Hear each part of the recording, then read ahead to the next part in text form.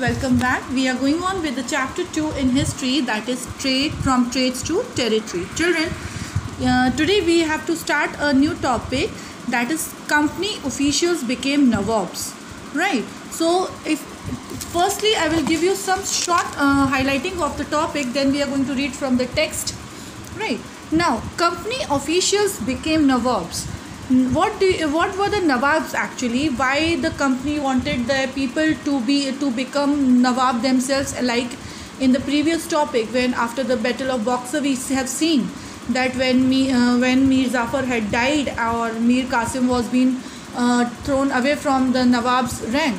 So a company wanted themselves to become the nawabs of over here, right? So why they wanted to become nawab?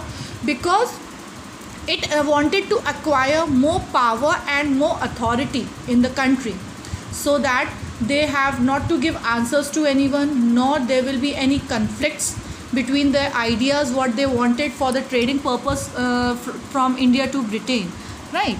Secondly is, when after the battle of Plassey, what company did, the nawabs of the Bengal, the people who were being made nawabs of the Bengal, were being forced to give away their land and money to company as their officials, as a company officials, as gifts. Whatever land the nawabs were having, or whatever money they were having, not all amount of money, but from the money a vast price, or you can say a vast amount, from that they have to give the company officials as gift.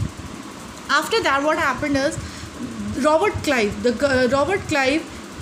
came to India, that is, he came to India from Chennai, and he came to Chennai in 1743, right? When he came to India, he was being appointed as the governor of Bengal in 1764. When he was appointed the governor of Bengal, he was appointed the governor of Bengal in 1764. When he was appointed as a governor, children, he has acquired a vast property, vast wealth. So because of this, he was being asked to firstly, what was his duty? His duty, the company gave him, was to remove the corruption from the company. But while seeing that he himself is having the vast wealth in India, in 1772 he was cross-examined by the British Parliament, right? Cross-examined means from where at random he is earning so much, from where he is getting so much wealth for himself, right? So he was cross-examined, but on the whole he was being acquitted.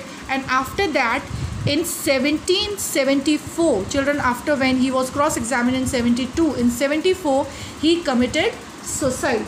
Now after that also, children, there were many things going on, like the company's people, or the company officials have started treating the people of India very badly, very humiliating way.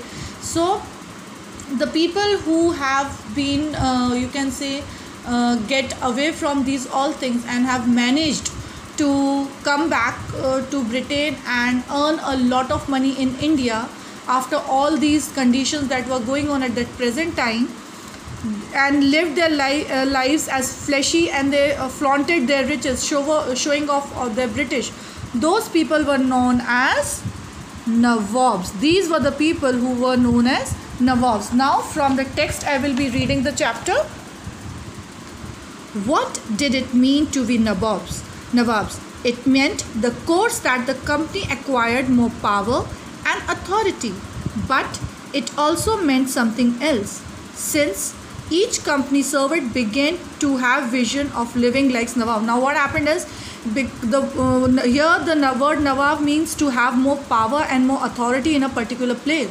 So each company servant also began to thought themselves as the nawabs.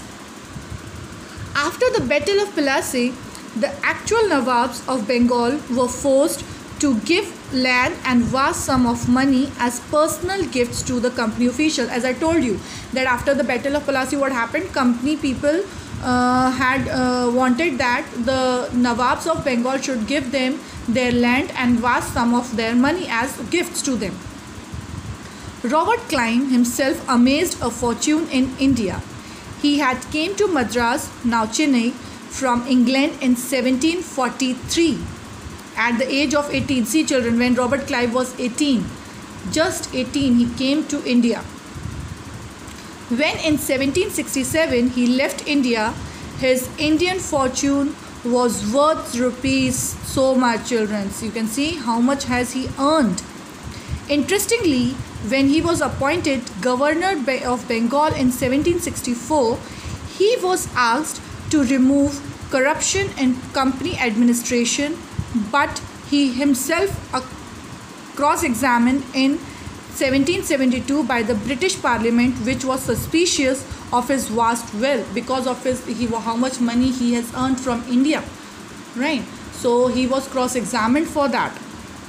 Although he was acquitted, he committed suicide in 1774, right children? After the 2 years when he was cross-examined, he committed suicide.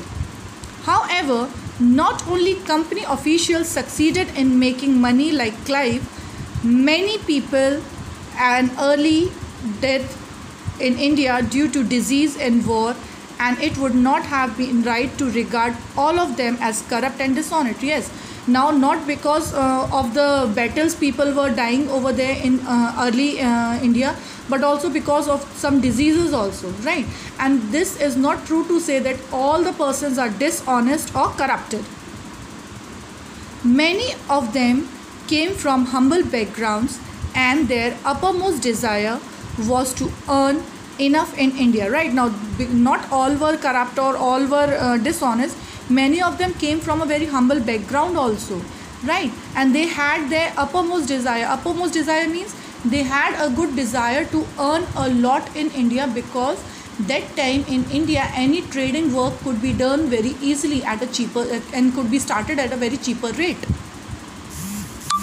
Those who managed to return with wealth led fleshy lives and flaunted their richness. Now those who returned from Britain to India, they have flaunted their riches to everyone and were living a very lavish life.